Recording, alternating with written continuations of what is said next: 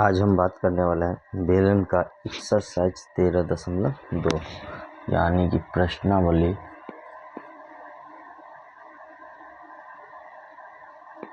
13.2 का दूसरा नंबर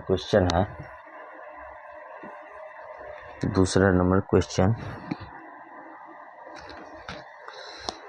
धातु की एक चादर से 1 मीटर ऊंची और 140 सेंटीमीटर व्यास के आधार वाली एक बंद बेलनाकार टंकी बनाई जाती है। इस कार्य के लिए कितने वर्ग मीटर चादर की आवश्यकता होगी?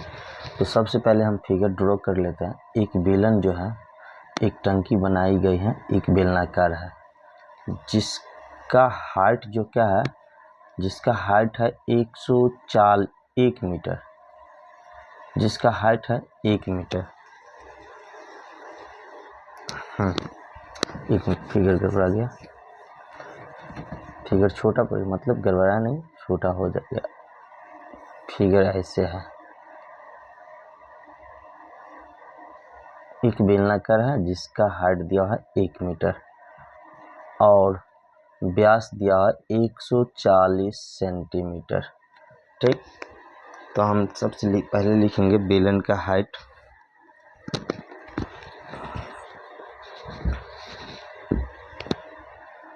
बेलन की ऊंचाई जिसको हम h से सूचित करते हैं और वो दिया है 1 मीटर। इसके बाद दिया है बेलन के आधार की व्यास, या व्यास दिया हुआ है, व्यास हमको दिया हुआ है 140 सेंटीमीटर। तो त्रिज्या हो जाएगा, त्रिज्या जो होता है r, जिसको हम बोलते हैं 70 सेंटीमीटर, यानी d/2 होता है, व्यास बटा 2, या नहीं तो हम कर देते हैं त्रिज्या जो होता है व्यास बटा 2 होता है, व्यास बटा 2। तो व्यास कितना, 140 सेंटीमीटर, तो बटा में 2 हम करेंगे, तो 2 से काटेंगे 70 हो जाएगा, 70 सेंटीमीटर। लेकिन हमको पूछ रहा है क्या चीज़ कि कितनी वर्ग मीटर चादर की आवश्यकता है। हमको वर्ग मीटर में आंसर चाहिए, तो हम सेंटीमीटर के क्या करेंगे, वर्ग मीटर में बदलेंगे। तो 100 से क्या करना होगा, भाग देना होगा। तो 70/100 सेंटीमीटर बदल गया मीटर में, 0 से 0 यानी 7/10 मीटर। ठीक, ये त्रिज्या का हो गया। अब हम निकालते हैं चादर।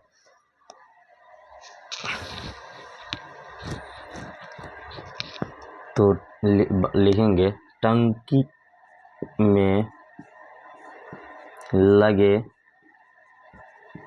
चादर का क्षेत्रफल। ध्यान देना, टंकी में लगे चादर का क्षेत्रफल कितना मीटर टंकी में चादर लगेगा। तो बोला टंकी जो है बंद है, तो बंद टंकी है मतलब नीचे से भी बंद होगा और ऊपर से भी बंद होगा, तो कुल पृष्ठीय निकालना पड़ेगा। तो टंकी में लगे चादर का क्षेत्रफल होगा बेलनाकार भाग के बेलन के कुल पृष्ठीय क्षेत्रफल। तो बेलन का कुल पृष्ठीय क्षेत्रफल क्या होता है, 2πr × r + h। देखो कितना आसान है, 2πr × r + h। 2 × पाई का मान कितना है, 22/7, और r कितना है, 7/10, और गुने r कितना है, r 7/10, और जोड़ h 1, ये मीटर स्क्वायर। क्योंकि सभी के सभी हम मीटर में बदल दिए इसलिए मीटर स्क्वायर हो जाएगा। 7 से 7 क्या हो जाएगा, कट जाएगा। तो 22 दूना 44 गुना 7 और जोड़ 10/10 मीटर स्क्वायर। ये बटा में 10 तो यहाँ भी होगा, तो 44/10 और गुने 10 7 17/10 मीटर स्क्वायर। अब क्या करेंगे, तो गुना करेंगे। तो गुना करेंगे 17 चौका 68, 6 17 चौका 68 और 6 68 और 6 74 बटा 100 मीटर स्क्वायर हो जाएगा 7.48 मीटर स्क्वायर आंसर। मतलब कितने चादर लगेंगे टंकी बनाने के लिए, तो 7.48 मीटर स्क्वायर चादर लगेंगे। ये हमारा क्या हो जाएगा, आंसर। इसके बाद हम चलते हैं क्वेश्चन नंबर 3। ये क्वेश्चन नंबर 2 था, क्वेश्चन नंबर 3 बोला है धातु की एक पाइप 77 सेंटीमीटर लंबा है, इसके अनुप्रस्थ काट का आंतरिक व्यास 4 सेंटीमीटर है और बाहरी व्यास 4.4 सेंटीमीटर है। तो देखिए 13.11 में, ठीक। और आंतरिक वक्र पृष्ठीय क्षेत्रफल, बाह्य वक्र पृष्ठीय क्षेत्रफल और कुल पृष्ठीय क्षेत्रफल निकालना है। तो ध्यान देना, हम इसको मिटा रहे हैं और फिर तीसरे नंबर क्वेश्चन हम सॉल्व करेंगे। बहुत आसान क्वेश्चन है, अगर आप समझिए, फिगर मेन है इसमें समझना। फिगर को आप समझ जाते हैं तो आपको आसानी से क्या होगा, बन जाएगा। बोल रहा है एक बेलन है जो आंतरिक भाग भी है और बाह्य भाग भी है, मतलब मोटा चादर के रूप में है। इस तरह का फिगर है।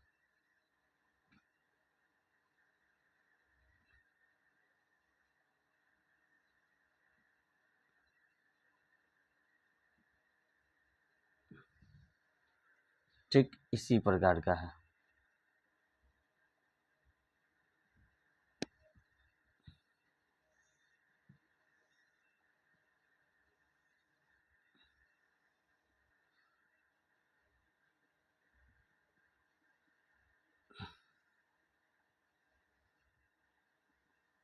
बस अब हम बता रहे हैं धातु का एक पाइप 77 मीटर लंबा है, इसका हाइट जो है 77 सेंटीमीटर है, ठीक। तो लिखेंगे बेलन का, बेलनाकार है ना, तो लिखेंगे बेलनाकार बेलन का ऊंचाई, जिसको हम h से सूचित करते हैं, कितना है, 77 सेंटीमीटर। इसके बाद दिया हुआ आंतरिक त्रिज्या व्यास दिया हुआ है। आंतरिक व्यास हमको छोटा r मान लेते हैं, आंतरिक व्यास को हम छोटा d मानते हैं, जो कि दिया हुआ है 4 सेंटीमीटर। तो आंतरिक व्यास 4 सेंटीमीटर है, तो त्रिज्या कितना हो जाएगा, 2 सेंटीमीटर। तो r हो जाएगा 4/2 या सेंटीमीटर, यानी 2 से 2 काटेगा तो r बराबर हो जाएगा 2 सेंटीमीटर। इसके बाद दिया हुआ है बाह्य व्यास, बाहरी व्यास जिसको हम बोलते हैं, बाह्य व्यास जिसको हम बड़ा डी मानते हैं, दिया हुआ 4.4 सेंटीमीटर। तो त्रिज्या, बाह्य त्रिज्या कितना हो जाएगा, 4d/2 यानी 4.4/2 सेंटीमीटर। काटेंगे तो हो जाएगा 2.2, यानी r का मान हो जाएगा 2.2 सेंटीमीटर। हमको पूछा है आंतरिक वक्र पृष्ठीय क्षेत्रफल, तो पहला लिखेंगे, हल करेंगे, पहला या प्रश्न से लिखेंगे आंतरिक वक्र पृष्ठीय क्षेत्रफल। तो वक्र पृष्ठीय क्षेत्रफल होता है 2πr/h। तो 2 कितना हो जाए, 2 हो जाएगा, पाई की जगह पे 22/7 लिखेंगे। r कितना है, 2 सेंटीमीटर, और h कितना है, 77 सेंटीमीटर, और क्षेत्रफल है तो स्क्वायर हो जाएगा। 60 से काटेंगे 11 बार में, 2 दूना 4 से काटेंगे तो 88, यानी 2 से 22, 44 दूना 88 और गुने 11 सेंटीमीटर स्क्वायर, तो हो जाएगा 11 8 88, 8 11 8 88, 8 96 सेंटीमीटर स्क्वायर। ये हो गया आंतरिक। अब हमको निकालना है बाह्य, तो लिखेंगे बाह्य या बाहरी वक्र पृष्ठीय क्षेत्रफल। आपको पता होगा बाहरी वक्र पृष्ठीय क्षेत्रफल 2πr/h, जिसमें 2 भी पता है, पाई भी पता है, r भी पता है और h भी पता है। तो लिखेंगे 2 × 22/7 × r कितना है, 2.2, और इंटू h कितना है, 77, और क्षेत्रफल है तो सेंटीमीटर स्क्वायर। 7 से काटेंगे जाएगा 11 बार में, तो 2 × 22 को 22 से गुना करेंगे होगा 484, कितना होगा 484 यानी 448.4 और गुने 11 सेंटीमीटर स्क्वायर। फिर गुना करेंगे हो जाएगा 4 दूना 8, 9 दूना 8 दूना 16, 1 4 दूना 8, 1 9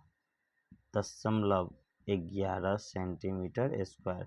अब गुना करेंगे 11 8 88, 8 11 6 66, 8 6 8 14 74, 7 11 9 99, 7 106 यानी 1064 सेंटीमीटर स्क्वायर। हमको पूछ रहा है इसके बाद कुल पृष्ठीय क्षेत्रफल, तो लिखेंगे अगला कुल पृष्ठीय क्षेत्रफल। तो इसमें कुल पृष्ठीय क्षेत्रफल होगा, ये नहीं कि फॉर्मूला जो 2πr/h होता था, इसमें 2πr × r+h, तो इसमें शो नहीं होगा। इसमें क्या होगा, तो आंतरिक वक्र पृष्ठीय क्षेत्रफल और बाह्य वक्र पृष्ठीय क्षेत्रफल। आंतरिक वक्र पृष्ठीय क्षेत्रफल और जोड़ बाहरी वक्र पृष्ठीय क्षेत्रफल। आंतरिक वक्र पृष्ठीय क्षेत्रफल कितना 968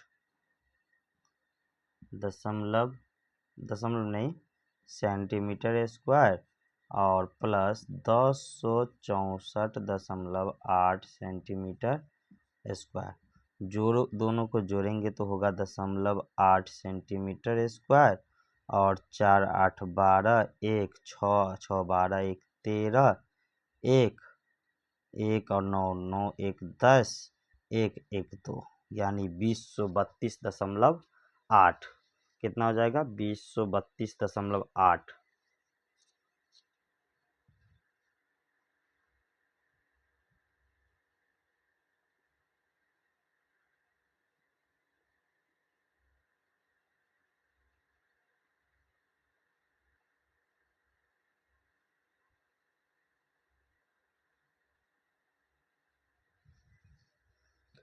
अगर हमारा वीडियो आपको अच्छा लगा तो हमारे वीडियो को लाइक कीजिए, कमेंट कीजिए और अपने दोस्तों के साथ शेयर कीजिए। धन्यवाद।